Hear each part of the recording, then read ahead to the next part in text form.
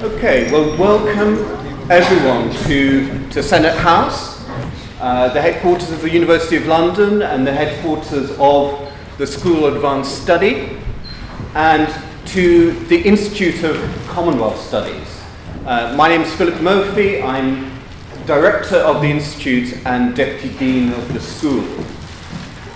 For over 65 years, the Institute of Commonwealth Studies has been a forum for research and discussion on the Commonwealth and its member states.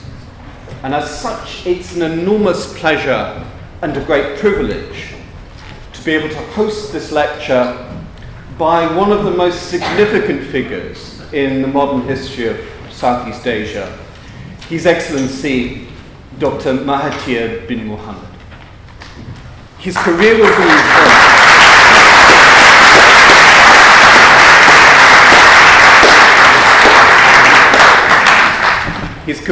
be very well known to you. Of course, he is a graduate of the University of Malaya. He practiced as a medical doctor before joining the UMNO in the 1950s. He was elected to Parliament over 50 years ago now, in 1964. In the 1970s, he served as Minister of Education and Minister of Trade and Industry before becoming only the fourth Prime Minister of Malaysia in 1981, and of course, the longest serving Prime Minister of Malaysia.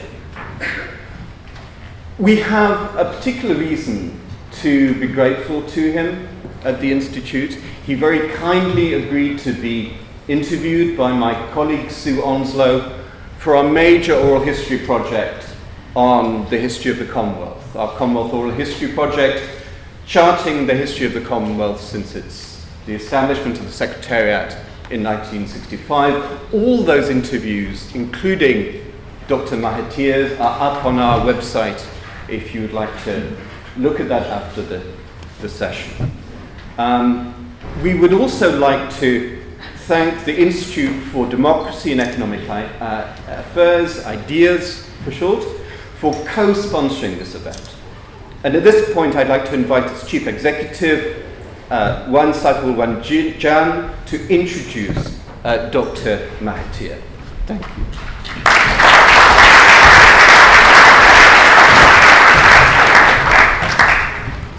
Thank you very much. It is a real honor to be here. I have a long, history quite a while back with the Commonwealth Policy Studies Unit, an entity that does not exist anymore now, also when I was interning here many years ago. I want to say thank you very much to the Institute for Commonwealth Studies for generously supporting this event and providing us with this very nice venue for this event.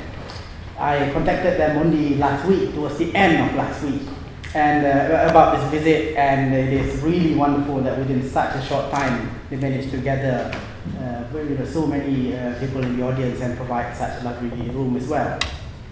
Let me very briefly tell you about IDEAS, Institute for Democracy and Economic Affairs. We are an independent think tank based in Kuala Lumpur, Malaysia. We do research and advocacy on various issues, focusing especially on rule of law and governance, or the lack thereof in the context of Malaysia lately. No, I shouldn't really say that. Malaysia is a country, as you know, that has very sharp cleavages when it comes to politics. Many of us here are Malaysians, and I'm sure we appreciate that. But we at IDEAS, we try very hard to make sure that our reach is cross-partisan in nature. That means political leaning is not something that we worry too much about. We focus on conveying our message, and we talk and work with everyone across the political spectrum. And that brings me to this event and to introduce Dr. Mahathir. Let me just provide a very brief background. I think Dr. Mahathir really does not need any introduction. He was Malaysia's longest serving Prime Minister, and that means he is also, if I can say, a very controversial one. Perhaps ironically, he is now following in the footsteps of someone he did not agree with quite frequently, and that was Malaysia's first Prime Minister, Admrl-Gen. And what I mean when I say he's following that footsteps is way into his retirement, he's still causing controversy in the country. So I don't want to delay us from getting into that controversy. Let me just end now by saying thank you again to the Institute for Democracy and Economic Affairs, and I'm sure we will have a good event, and let us have a good event. So let me welcome Dr. Mahathir.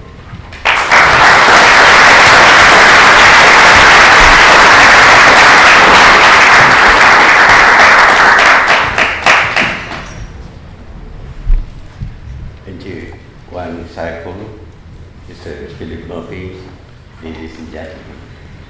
Firstly, I would like to say thank you to the organizers for inviting me to speak to such a distinguished audience. And I didn't expect so many people to turn up. I'm quite sure they turn up, not because of me, but because of what's happening in Malaysia. I think a lot of you would have some knowledge about what is happening in Malaysia, so I wouldn't dwell on that too long. I must say that Malaysia is going through a very difficult period. We have always expected our prime ministers to work hard for the country, so much so that we give prime ministers, or we accord the prime minister more power than is provided in the constitution. And now we are seeing abuses of power on an unprecedented scale. What has happened, of course, is that this prime minister believes that cash is king. In other words, he is saying that bribery will master everything. Bribery will make him popular. I mean, you have to bribe people, you need money. Prime minister's pay is not very big. I was once prime minister, I know that I couldn't afford to bribe people. But in order to bribe effectively, he had to have money. Of course, he started off with trying to acquire the Terengganu Institute for the development of Terengganu, because Terengganu happens to have oil resources, and he needed resources as collateral in order to borrow money for what he wants to do. But unfortunately for him, the Menteri Besar as well as the Sultan was not very happy with the way he handled borrowings by TIA. And so that money that he borrowed for TIA was transferred to a new business unit called 1MDB. 1MDB is supposed to be a 100% government company, and it received 1 million ringgit as capital. But on that basis, on the basis that the government is backing him, he borrowed 42 billion ringgit, 42,000 times the amount of money he has as capital. This is quite unusual.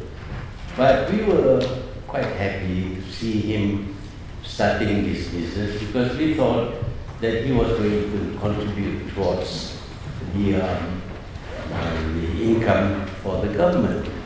But instead of that, we discovered later that he was doing things which were quite wrong. In the first place, he used the money to buy power plants at a price above market price. It is very strange for government to pay more than market price. Normally, government can squeeze people and pay less than market price. But he paid much more than market price. And this raises many questions. And then, of course, he borrowed money through Goldman Sachs. And he borrowed, well, several billion US dollar. But he paid 10% commission to Goldman Sachs. This again is a very big sum of money. And on the top of that, of course, Goldman Sachs charged for services, etc.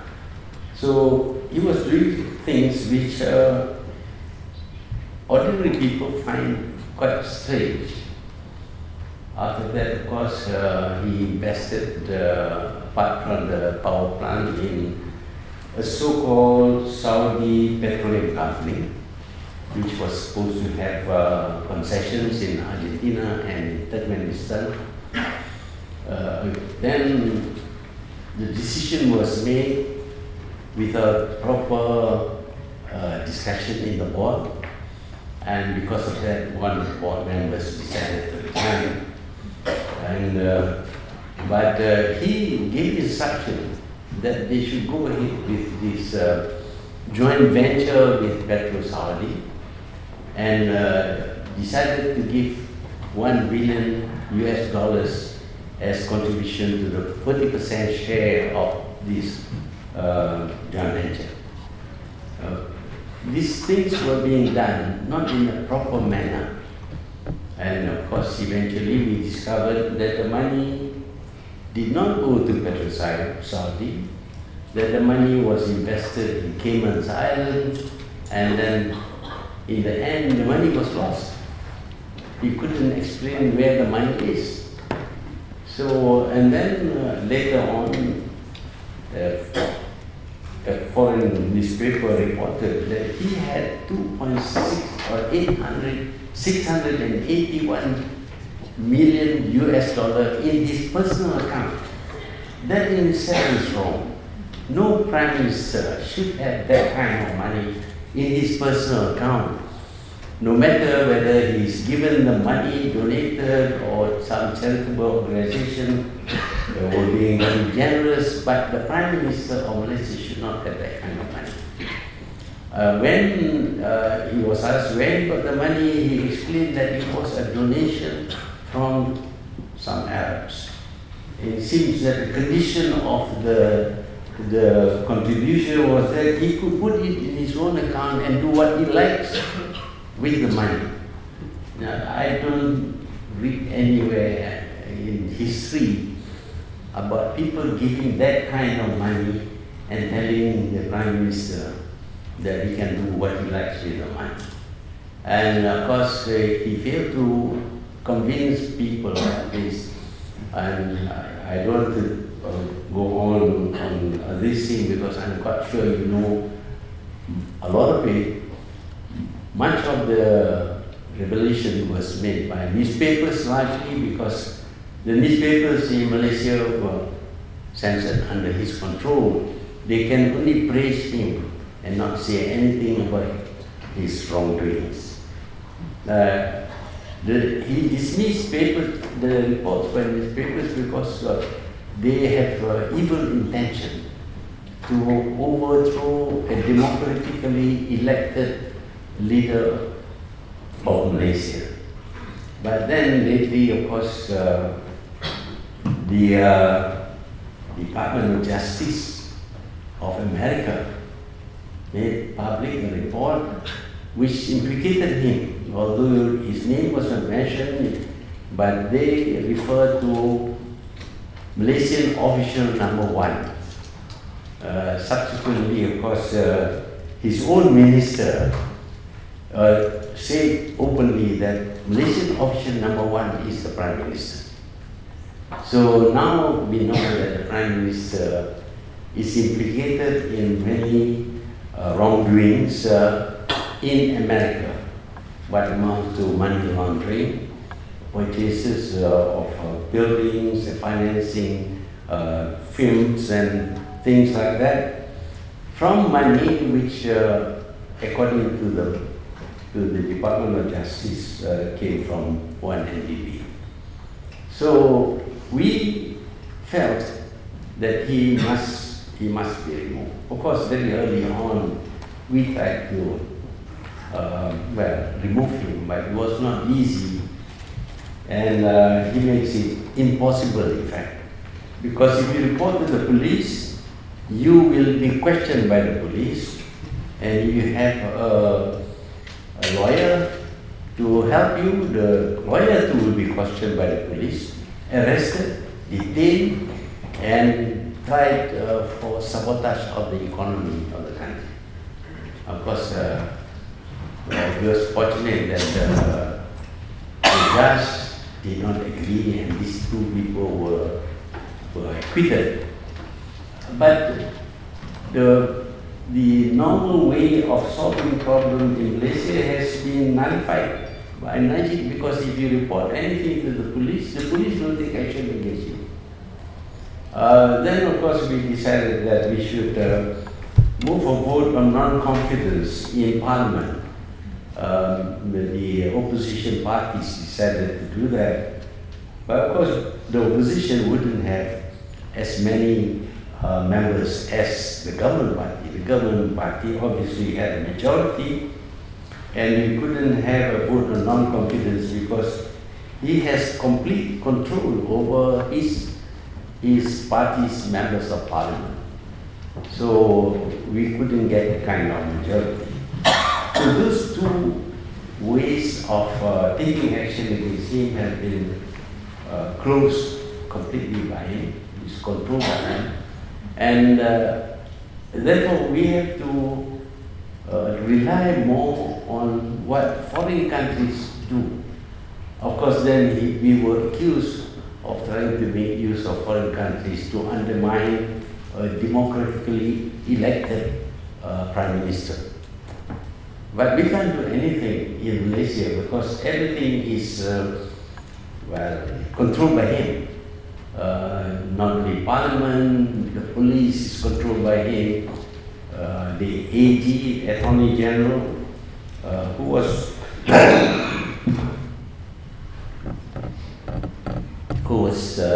supposed to take action against him, was dismissed on grounds of not being well.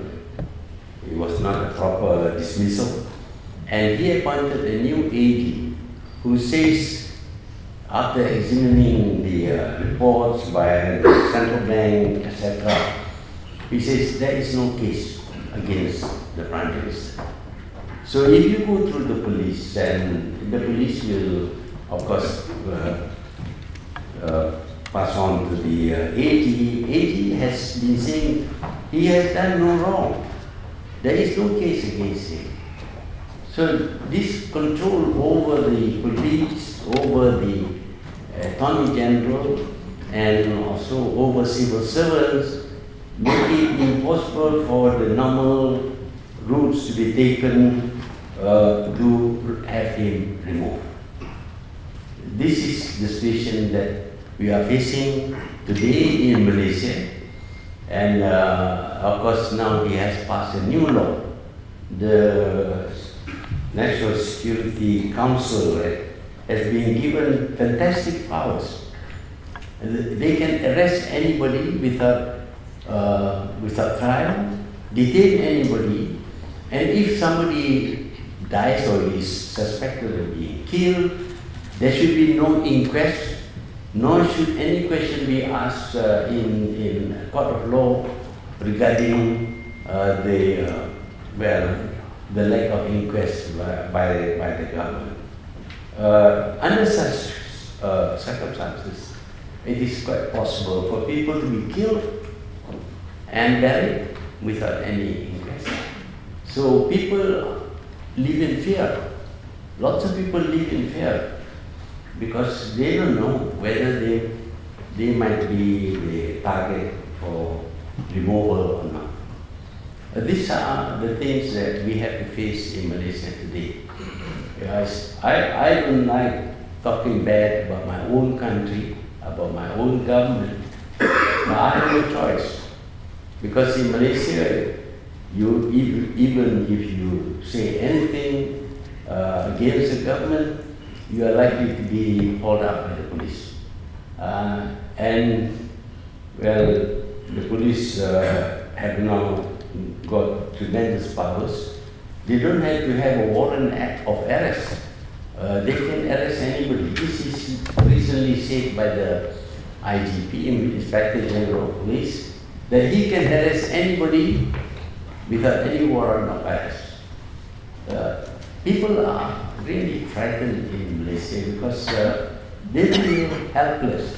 They cannot resort to the law, they cannot resort to anything that is provided in the constitution or in the laws of the country. Should action be taken against them? Should they be detained, or they should be charged in court under some spurious charges like sabotaging the economy of the country? So I feel that most of the people present here know quite a lot. I think if you read the papers, you know they have given great details about what's happening in Malaysia. So I wouldn't want to talk too much about that, but I believe that you'll be interested in asking questions, which is more relevant, I think, for you. So I will stop there and let you ask whatever question that you would like to, and I will try to answer. Yes? Recently,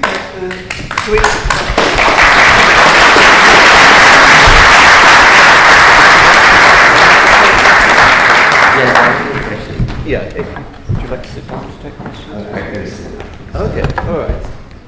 All right, can I just say, there are going to be a lot of people wanting to ask questions. So if you can keep your questions short and to the point and put your hands up so I can sort of have a sense of how many people want to intervene. Okay? Yeah, you start. You recently met Anwar Ibrahim after about 18 or 19 years. So yeah. There's going to be a roving microphone, so please. You recently met Anwar Ibrahim about after 18 or 19 years, and what started in 97 was a very bitter conflict between you and your successor. How do you see him now, and how do you see, what is your understanding, or what is your opinion of Anwar Ibrahim, and how do you see his presence in the Malaysian political landscape? Well, he's serving a jail term, of course, at the moment. But he has also tried to take action against the government over the new law that I mentioned just now. I too was doing something about that. I've been writing about that in my blog. So there is a common interest between me and Anwar Ibrahim. And since there was to be a hearing in the court of law, I went there to be present, to hear what's going to happen. And there I met him, and we talked about the law about which both of us are concerned. And I think he appreciates that the problem of the country is the Prime Minister. He should be removed more than other issues. Okay. There's a question there? Yeah, please. One of your main policy was Vision 2020. I would like to know whether in the newly formed party, Mahathir Mohamad, will Vision 2020 will have any major part of the party? We'll have to win the election first. But of course, Vision 2020 was launched during my time. We want to make Malaysia a developed country in our own mode. But we didn't actually spell out what we meant by a developed country.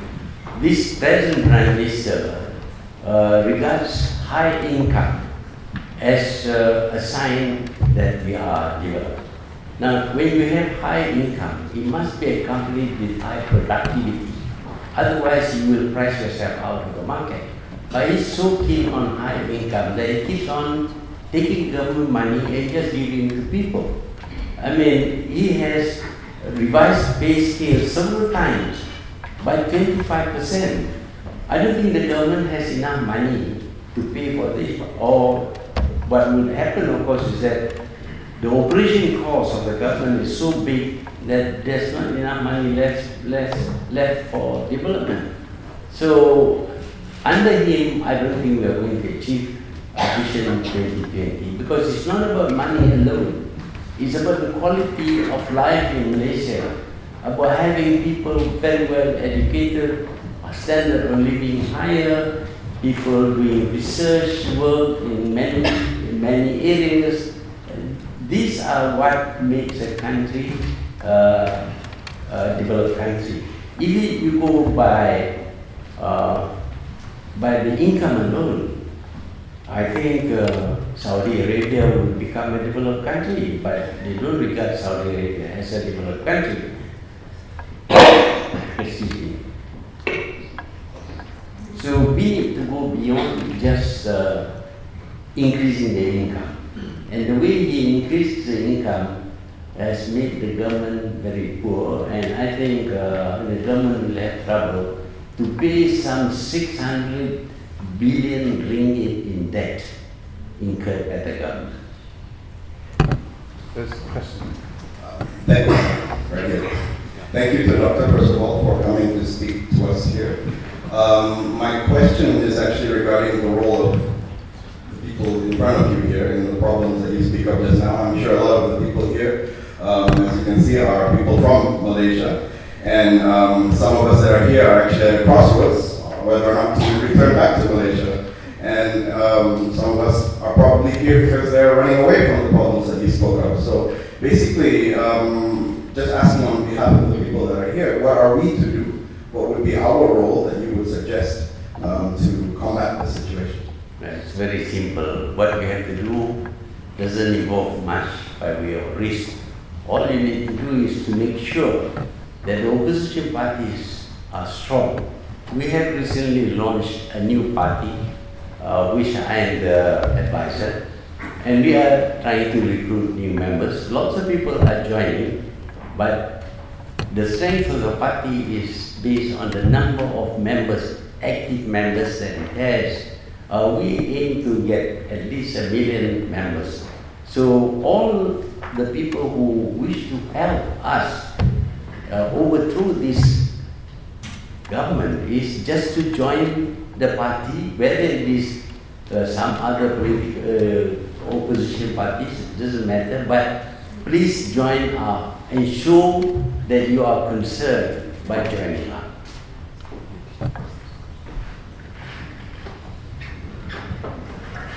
Thank you very much for your talk. Could I change the subject and raise a question related to the economy? Could you give us an overview of the economy, and in particular, in terms of what more can be done encouraging foreign investment, you know, the controversies surrounding Bhumi-Putra policies and so on. And I'd also be interested in hearing about the prospects in tourism as well. Thank you. Well, Malaysia was developed through encouraging to be becoming friendly with the business people, encouraging locals as well as foreigners to invest in Malaysia. That's what caused Malaysia to become industrialized. So if you create an environment that is conducive to investment, then the economy will grow. And in fact, the economy one time grew double-digit figures, but now it's still growing, but the figures are very, very small, and we are not quite certain whether the figures are correct or not. But if you want to grow the economy, you must show good governance. You must have the rule of law. You must be democratic. You must encourage people by being friendly with them, attending to their problems. For example, all business people would meet with some features, some problem. We used to have what we call Malaysia Incorporated. You know, Japan was condemned for being Japan Incorporated, but at that time I was Prime Minister, I saw nothing wrong in being Malaysia Incorporated, because we regard the whole of Malaysia as one big company in which we all have a stake, and the private sector can contribute as much as the government sector. In fact, the private sector can contribute much more, because they would be investing in businesses, in development, in building roads, etc., and also bringing in industries into Malaysia. So that was the reason why Malaysia, I think, prospered, did much better than many other countries which became independent after the war. So what we need to do is to show good governance, to be business friendly, to have the rule of law, to be very clear about what our intentions are and not to abuse power, and certainly no corruption. Yeah. Well, thank you very much indeed. My name is Admrl-Gen. I'm a China strategist. Considering your immense experience in international affairs, I'd like to direct my question to foreign relations of Malaysia. They say that when the elephants fight, the rest of the pond gets trembled. So in your opinion, how successful or what should Malaysia's foreign relations be? Its relations with the rest of ASEAN, relations with the United States, and relations with China? Thank you. One thing that we believe in is that war solves no problem. Confrontation is very costly. This happened before when we just became independent, and we, in order to avoid confrontations and wars, we decided to form the Association of Southeast Asian Nations, and I think it is one of the few regional associations that has survived and has achieved quite something in terms of friendly relations. But today we have China making a claim over the islands in the South China Sea, and of course this may result in confrontations with other powers. But for Malaysia, we believe that whatever problems we have with other people, we should solve them through peaceful means. We have problems with our neighbors, overlapping claims on the sea, on land, etc. We solve this problem with our neighbors. So with Indonesia and Singapore, we went to the World Court and they awarded 2 islands to Malaysia and 1 rock to Singapore. But with Thailand, there was a triangular piece of sea which is claimed by both Malaysia and Thailand.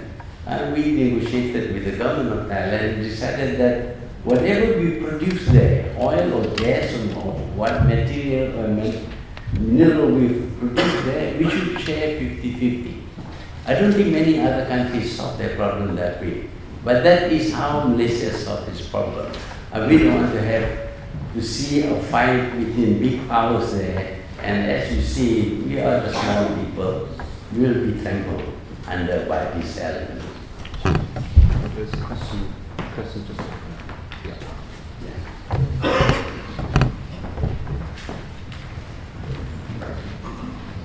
In the present climate, are you untouchable?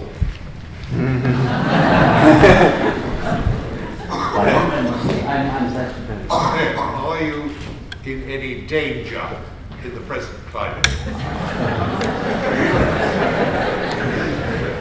Well, I don't really know, but I have been more open and I have made open criticisms against the government. And coming here to talk, of course, is not something that the government likes.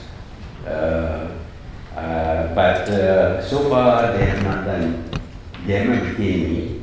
But every time I say the wrong things, the police will question me. I've been questioned 4 times, but I told them that if you want to question me to answer, you charge me in court, then I will answer your question. So far they have not charged me in court yet, but there is always that possibility. We are dealing with desperate people, and desperate people do desperate things. Thanks again for having me today. I'm a law student, so my question is from a legal perspective. You have stated today that the Prime Minister holds a lot of power over the police, the media, and the judiciary, especially what happened in 1980 after the constitutional amendments. So my question is, with the benefit of hindsight, is there anything you would have done differently during your leadership to improve the rule of law today in this country? Sorry, in Malaysia. Well, I amend the constitution because the laws passed by the representatives of the people would only become law if the king signs it into law. That means that in the end, It's not the people who makes the decision. It is the king who makes the decision. And I thought that that should not be the case. So we amended the law to say that if the king does not agree with the law, he can send it back to Parliament with his criticism. But if Parliament then sends back the law to the king and he still doesn't want to sign it, after a lapse of 1 month or 2 months, the law becomes legal, it becomes the law.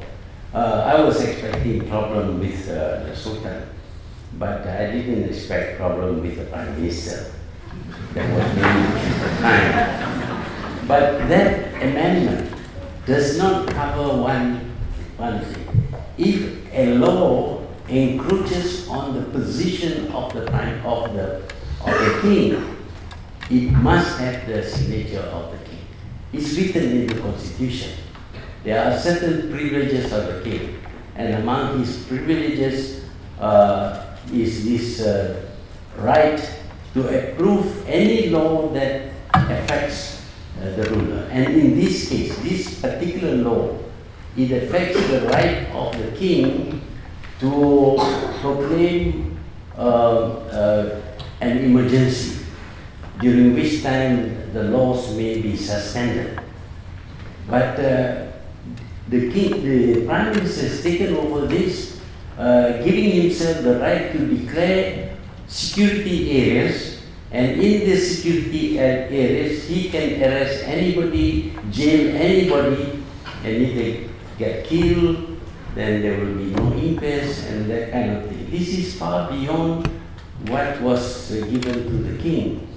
And because it encroaches on the king's prerogative, then of course the king has a right to at least question the government, because in the Constitution, the king has a right to make reference to the federal court if he's not satisfied with anything. Thank you. Questions? To Dr. Mahathir, with due respect, many people have suggested that you yourself have created the problems that we see in Malaysia today by, for example, taking the powers of the judiciary in the 1980s by setting up Salih etc. And then, of course, removing the power of the king in 1992, 1993. And also many people have also questioned your own track record in the 23 years that you ran Malaysia. But basically, what people are saying is that you yourself planted the seeds of the problems that we see in Malaysia today. What say you? Thank you. Well, it is normal for people in the opposition to accuse the government of wrongdoings. They accuse me of all these wrongdoings, but they have never been able to show in real terms evidence that I committed anything, including with regard to the judiciary. I don't have anything to do with the judiciary at all. I only meet the Lord President or the Chief Justice whenever he presents a list of people to be promoted or to be appointed judges. That's the only time I meet members of the judiciary. Other times I don't meet. And you can ask of them whether they have ever been invited to my house even. Whenever I have some feast in my house, I never invite judges. But I was accused of interfering with the judiciary. I didn't interfere. What happened was that the Lord President, the Chief Justice, wrote a letter to the King to complain about the noise being made at the private house of the King because of construction work. And the King was very annoyed, the late President Sultan Johor. He was very annoyed because senior officers don't write letters like that to him. And worse still, copied the letters to all the other rulers. He was incensed, and he told me, dismiss this man. I could tell him that I have no right to dismiss, neither does he.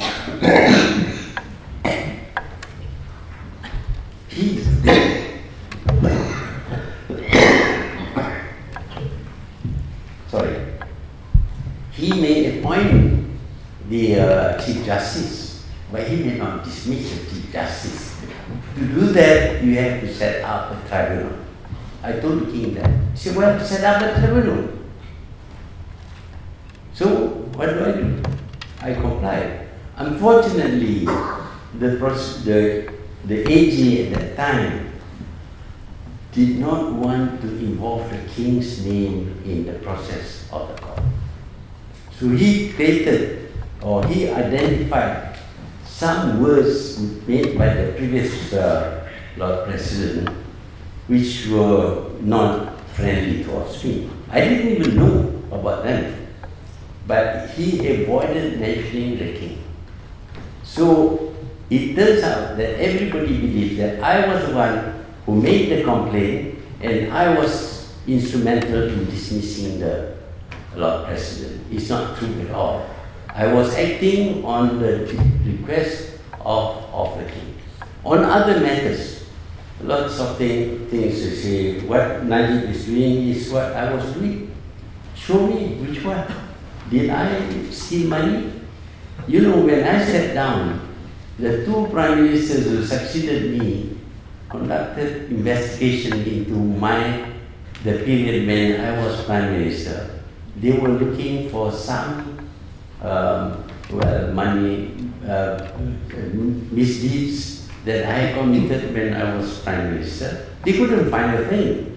I'm quite sure if they find anything wrong that I had done, they would have dragged me to court. But they didn't, because I was very careful when I was prime minister not to do things that are beyond my authority to do. I don't even allow my children to join the political party because I don't want to be accused of nepotism. Mokris, after I stepped down.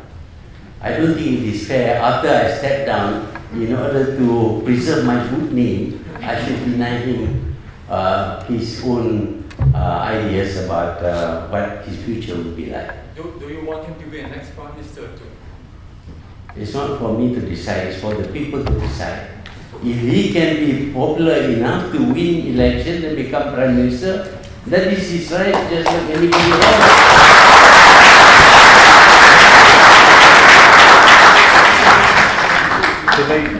Lady, yeah.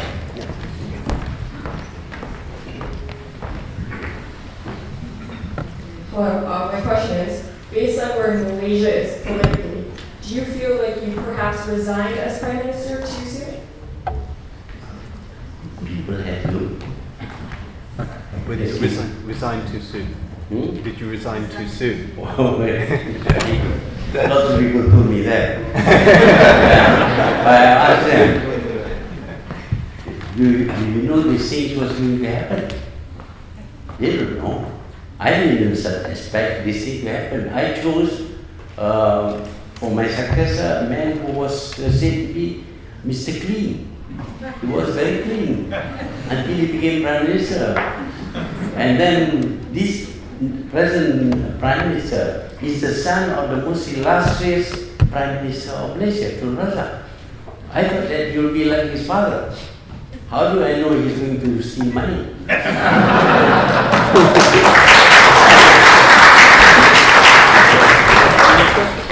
Okay, there's a question just down here. Oh. Well, you can, yeah, you go first. You go first. Thank you very much, Dr. Mahathir. My name is Ashfaq Siddiqui. I'm an analyst on South Asian issues.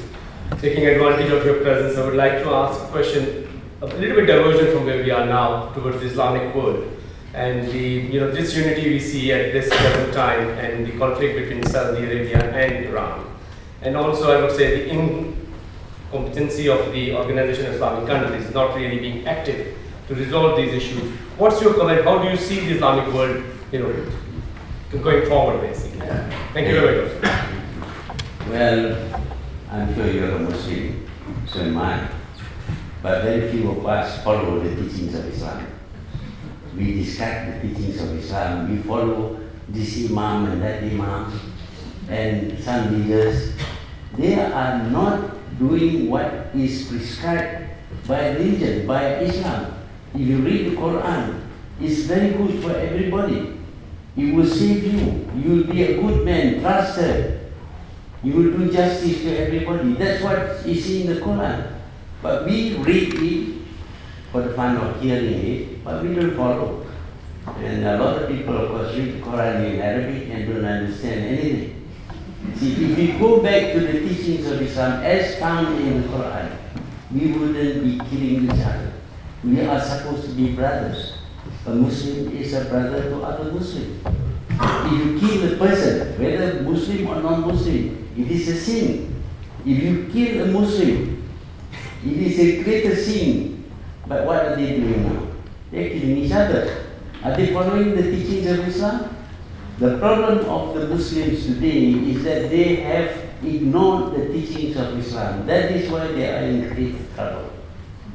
Sir, IOC, Islamic, the Organization of Islamic Countries, what's your view on that organization? They cannot agree on anything.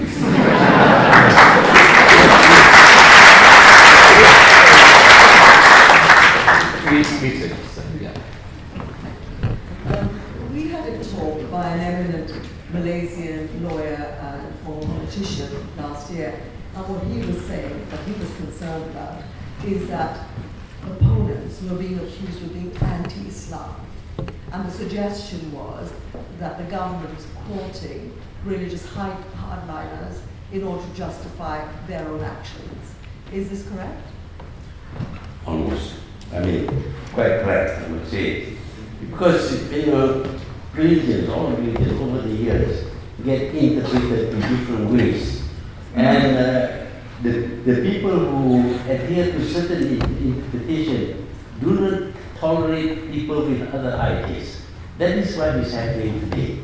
If you go against the orthodox beliefs of the people in the country, they will take action against you. In fact, in Malaysia, we have people who are called anti-hadith, anti the traditions of the Prophet. I don't see this thing in any verse in the Quran which says that this is a sin. But they have the authority, they have the power, and they do things which are actually not Islamic. But you cannot criticize them because they can charge you in their cause. Even when they pass a fatwa, the fatwa is not a law, it's just an opinion. But if you go against their fatwa, then you are accused of not being Islamic. We have all kinds of problems like that. But in Malaysia, generally the people are quite rational. And because of that, despite some parties making use of Islam for their political aims, we have managed to curb extremism in Malaysia. Although I must admit that some of them still join IS, for example. This gentleman. Yeah.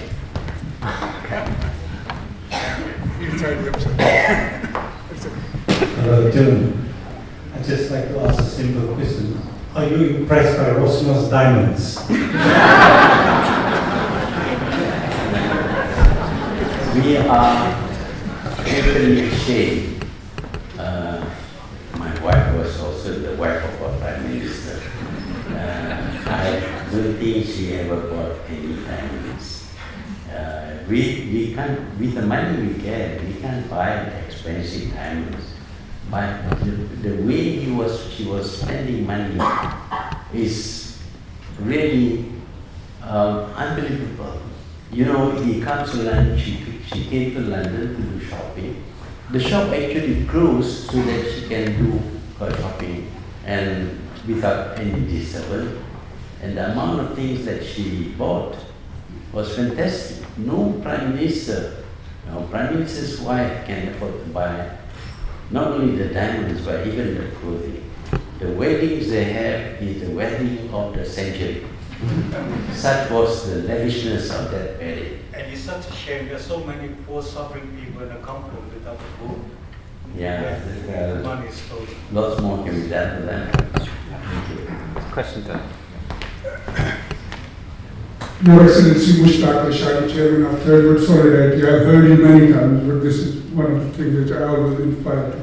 Do you think now this is looking at the Syrian situation, that when Russia came in, it became impossible for Western world to win over and overthrow Bashar al-Assad, that the unipolar world is coming toward the end, and not only it is moving toward a bipolar, but multipolar world? Well, the problem we have two very big elephants which cannot tolerate each other. And all the time we are exposed, we become threatened by the fights that they have. But fortunately, although America sort of challenges China, but in the recent Asean meeting, they didn't take a strong stand on the advice given by the court, because that was unilateral. If it is bilateral, both sides making the reference to the court, then both are bound to accept. But one side going to the court and making a complaint, the court cannot really decide, because it's not proper not to give the other side a hearing. So ASEAN nations, 10 of them, are not very keen about fighting. They are trying to think about some peaceful means of solving problems. But of course, some powers like to test their weapons. Okay. There was a gentleman down there. And then I'll move on. Everybody, welcome back to London, Tom, for the umpteenth time. Welcome back. Could I go back to your mission 2020 and let's examine the education side of that mission statement? Your government and successive governments have been really very generous in allowing the arrival and the operations of foreign universities in Malaysia. That's good. But I think if I'm right, the mission said quality education for all. Do you think that that mission statement will be achieved by 2020? And if not, what do you think needs to be done to make it possible? Well, I think the education system in Malaysia needs to be studied, and we should have a different approach towards universal education in Malaysia. But Malaysia has always provided education for everyone, at least up to the secondary level. For the tertiary level, we send lots of students all over the world. You go to any country, you find Malaysians studying there. I went to the Crimea. I found Malaysians studying medicine there in Russia. So they want to be educated, and the government gives every incentive and lots of scholarship. But still, it cannot be enough. There will be some people who deserve to get scholarships, but just cannot get the scholarship because of shortage of funds and the like. But I think Malaysian education system, if compared to other developing countries, is quite good. I'm not happy with it. I think one of the subjects they miss is to teach people moral values. We find people who are well educated, qualified, with PhDs, by doing the wrong things. Thank you.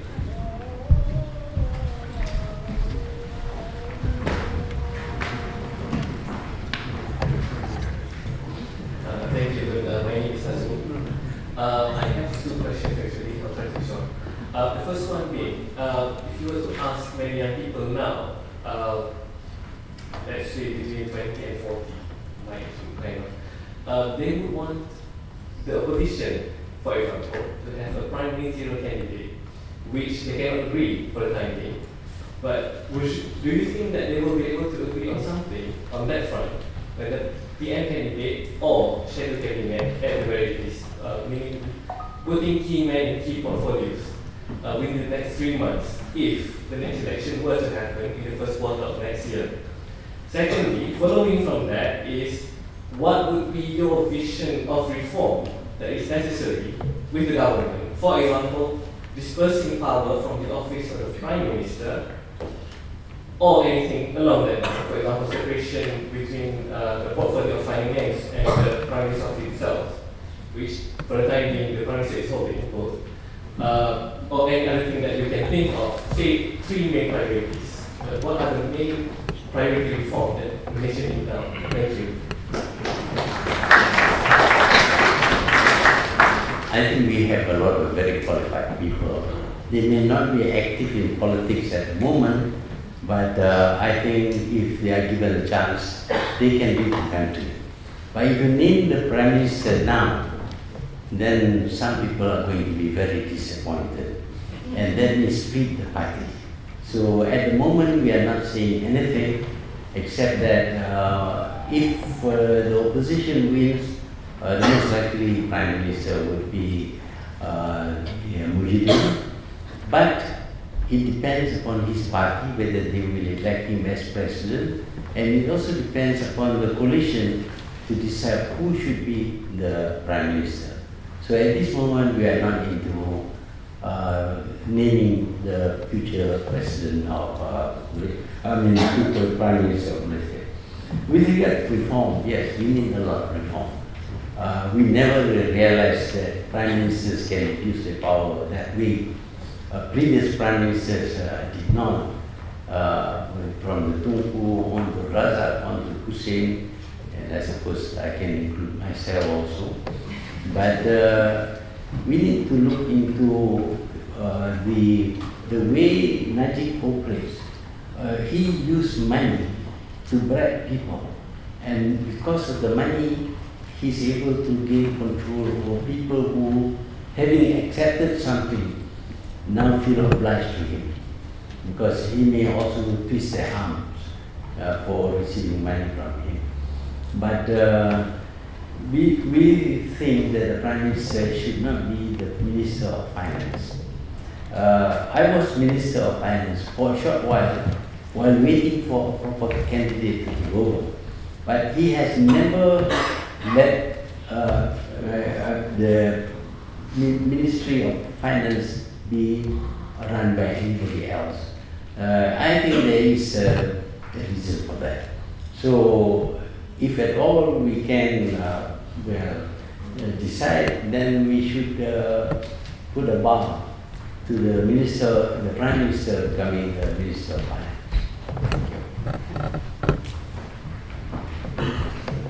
Question over. Yeah.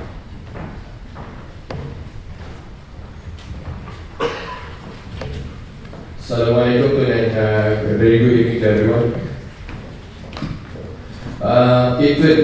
Just now you mentioned that our ultimate aim now is to ensure that the opposition is strong and win the election. So I have 2 questions. First, how can you convince us that the opposition is ready to govern, given that there are few issues among themselves that they are not solved? Secondly, what if the opposition can't win the election, the coming election? What are the chances of us to have a better Malaysia after the election? Thank you. Thank you. Well, you cannot be very certain about the future. I've had bad experience. I appointed 2 Prime Ministers. I helped to appoint 2 Prime Ministers and they let me down. They were good people. Mr. Clean and the son of an illustrious Prime Minister. They let me down. Nobody told me. No, people didn't say that I should not step down. Some people were saying, hey, how long is this man going to be there? Give way to some young people, which I did. Not because of pressure, but I did. But I didn't know what's going to happen after I stepped down. By same token, we cannot be sure that future prime ministers will not abuse power. But we will have within the party ways of determining that future prime ministers would not have free hand. Would not have free hand, because in the new party we have not only the president, we have also the chairman. And the chairman also needs to be consulted over government matters together with a number of people, because we don't want the prime minister to make a decision all by himself. Of course he has a cabinet, but you know, cabinet sometimes can be so obliged to the prime minister, because he appoints them, that they do not put up any resistance. But in our party, the new party, we make sure that the power of the president, who will be the prime minister, should be subjected to agreement with a group of people within the party. Thank you. Those gentlemen at the back who've been waiting very patiently.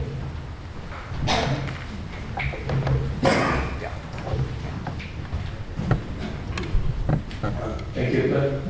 You're looking very handsome, very sharp at the grand age of 70.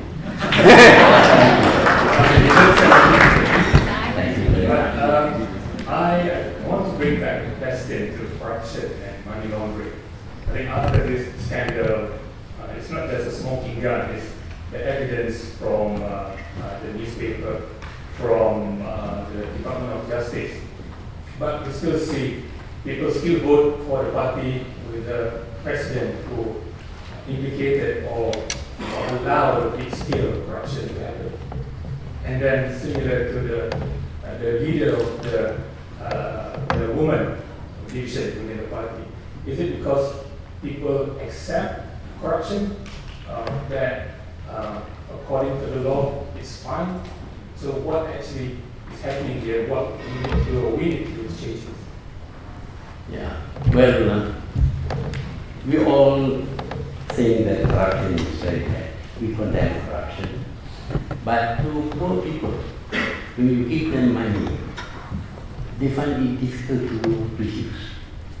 We told them that it is wrong to accept money or anything else because this is corruption. But when they are poor, they don't think much about principles. They think about the money that they get.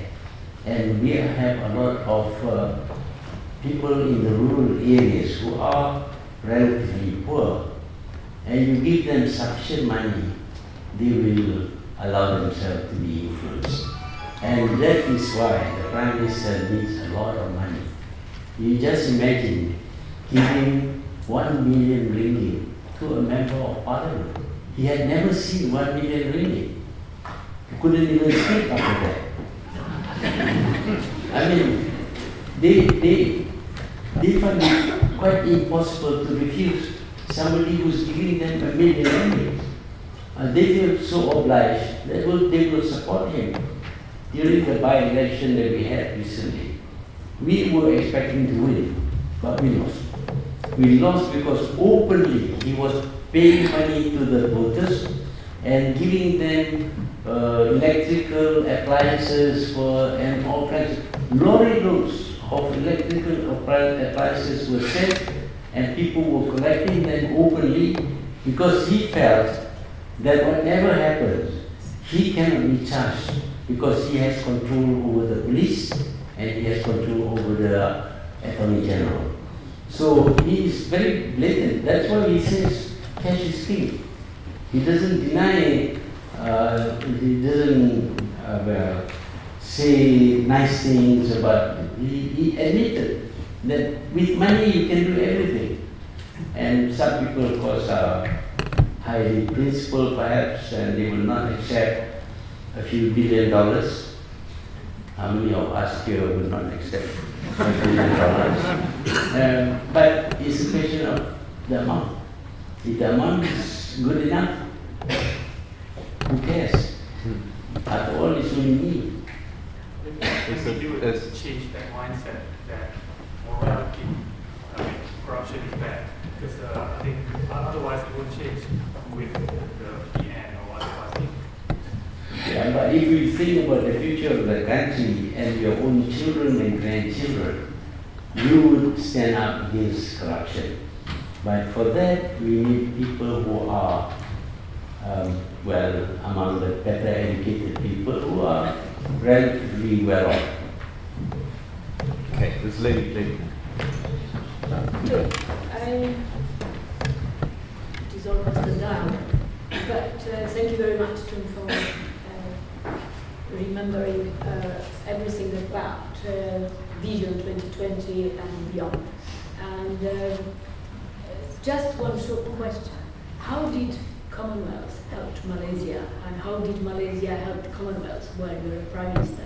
And what do you think the Commonwealth should do now? Well, when I became Prime Minister, I used to attend the Commonwealth Conference. I thought that the wealth doesn't belong to the Commonwealth.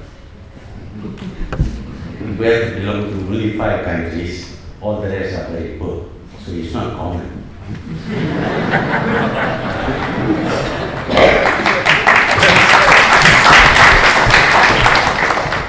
Anyway, later on, I decided to attend. I even invited for them to have the meeting in Kuala Lumpur. And I tried to explain my views about things. I think if you want to call yourself a Commonwealth, let the wealth be common. See, otherwise you are displaying hypocrisy. That is something that I think people should not like. But in any case, the Commonwealth has done quite a lot of good for us. We have been well received wherever the Commonwealth is active. A lot of our students have benefited from the friendliness of Commonwealth members. And I think as it is such a good organization that the first Prime Minister proposed the Commonwealth of Islamic countries. Well, of course, it was changed later on. It was not called Commonwealth. But he was very much for the Commonwealth.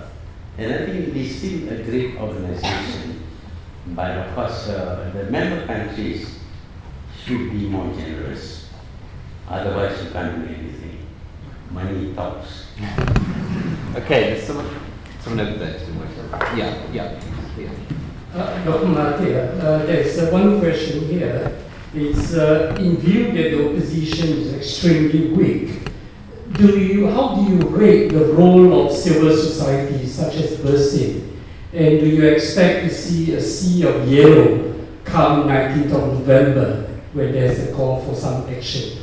The second question is, insofar as Bersatu is concerned, do you foresee a time when a party such as yours or any other opposition party evolve into a party that can reflect the multiracial and multi-religious nature of Malaysia?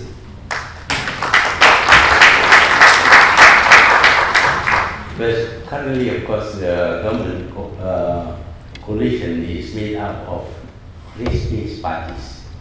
That is because race-based parties somehow or other gets a lot of support and they win elections. So while we do not like to see racism in the country, we have to accept that lots of people still cling to racism because they feel unsafe. So when we formed our party recently, we decided to make it a Malay or Bumiputera based party. Why did we do that? It is simply because that is what the Bumiputeras want. If we go and say, well, we should be multiracial, for them it means they are not safe. So we have a Bumiputera party now, but this Bumiputera party accepts non-Bumiputeras as associate members. And even now, lots of them are Chinese. A lot of Chinese are joining this Bersatu. One of my friends just joined. Thank you very much.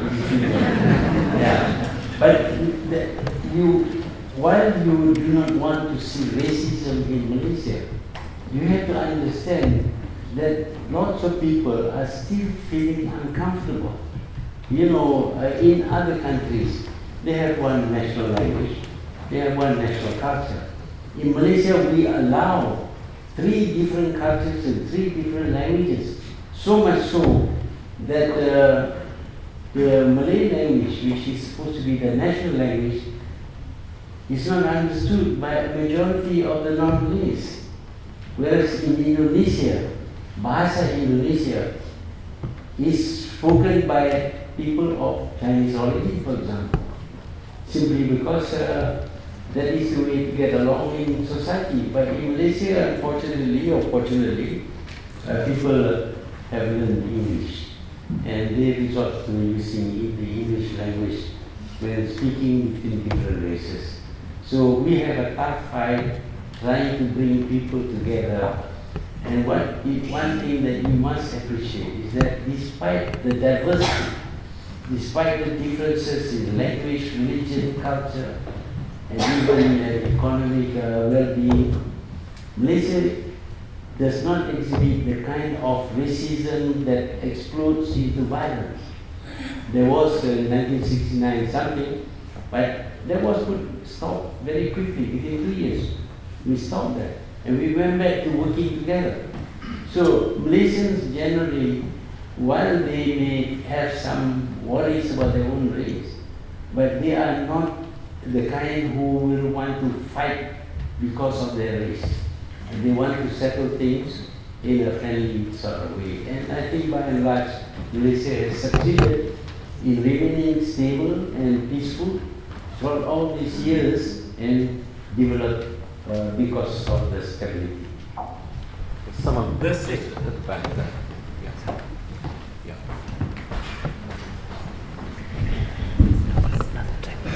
Thank you, Yun, coming tonight to address us. I went through 3 periods of nationality. I was born a British subject in Penang. And I became Malayan when we formed the Federation of Malaya, when they signed the agreement. So from a British subject, I became Malay. And when I was in school, when they had Merdeka in 1957, when Tunku was shouting Merdeka in Merdeka Stadium, we little boys were swimming in a small river in Kajang. And after that, we had Kajang Satay. Then in my later year in life in school, I became a Malaysian in 1963. Now the question I want to ask is that I always find nationality is first before race. And when I was appalled some years back, when the Minister of Education said I'm a Malay first and not a Malaysian, I was truly shocked. I was thought I'm very proud to call myself a Malaysian. I don't say I'm Chinese Malaysian, I said Malaysian. Just like I met some Indonesian friend, I asked them, what nationality are you? I'm Indonesian. He never said I'm Balinese Indonesian or Aceh Indonesian or East Timor Indonesian. Never. Nationality is first. So I would hope that we should instill in our people that we are Malaysian. And you have answered the question early on was asked, because you are the advisor of this new party. And you are getting to your question? Your party to Bumi-Putra and Malays, and you allow non-Malays to be associate member. Yes. I would like to consider joining a new party. As an associate member, what sort of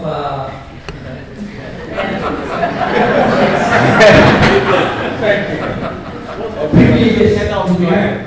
Would you be able to stand as a member of parliament or in the assembly for your new party? Yes. Okay.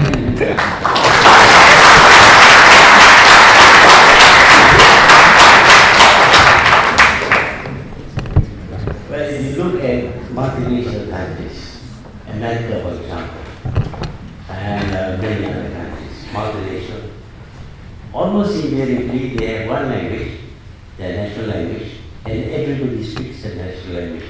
Not only when they are talking to each other, but in their own homes with their family, they speak the national language. I was walking in the street in Osaka, and I heard Indonesian being spoken. And I turned around thinking that must be some Indonesian. They were all Chinese. They spoke perfect Indonesian language. But in Malaysia, if you suggest that everybody speaks Bahasa Malaysia, they'll say you are trying to kill the language of the Chinese and the Tamils. So we accept, okay, you have to preserve your language, you preserve your language. But also the schools, they don't go to the same school, they go to Chinese schools, to Tamil schools. They don't go to the national school. They don't even meet each other. I made a proposal that we should have a school, a campus for the 3 schools.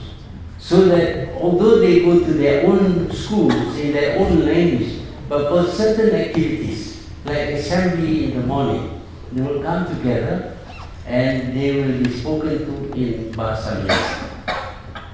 That idea was rejected by, unfortunately, some educationists because they say, oh, we are trying to kill the Chinese language. But if we are prepared to use one language and one culture and to be together, I think we can achieve that. We are patient, we will wait, beyond my time, of course, but eventually I think Malaysians, although they speak different languages, are much more united than most other people who speak the same language. Thank you. Associate member, I will have to find out from the people involved. There's a question at the back, and I think it will probably have to be the final question because Dr. Mahathir has been on his feet for an awfully long time.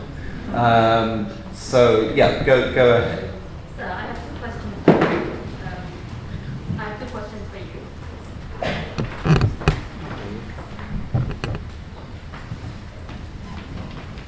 I have 2 questions for you. The first being related to race-based politics. I'm a big follower of the work you do at the Admrl-Gen Foundation, and I heard a keynote speech you gave about social engineering. And I'm very disappointed to hear your assessment about how relevant race-based politics is still inherent in modern-day Malaysia, where a majority of Chinese and Indian people have never even been to China or India, or have never had any kind of loyalty to that. So I'm going to move away from that because I think you answered that in the earlier question. My second question is a little bit more abstract. We're seeing governmental breakdowns and democracies failing their people, even in the most mature governments. I'm referring to Trump, I'm referring to what's happening with, say, Brexit, or even what's happening at home. With the rot being so systemic, it seems that layman, to us, there's nothing or very little to be done. And I wonder if there's an opportunity for us to shift towards a more sustainable and equitable kind of governance, once that decentralizes the power we give to governments, for example, with issues such as energy generation or education, and returning it back to the people towards a more community-centric way of governance. Well, if you want to do something, you will have to move. If it is political, you must be involved in political work or business and promote your own views about these things. But many people feel that Malaysia should change this and that and the other, but they confine themselves to talking among themselves. But they should be active. We are dependent upon the next generation. The younger people must take an interest in the well-being of their country, which they will inherit. Their children and their grandchildren will inherit. So it is up to them to bring up these issues and to suggest ways of dealing with these issues so that we can be really a great country. We have the capacity, but some people are very reluctant to come forward and express their views. Thank you.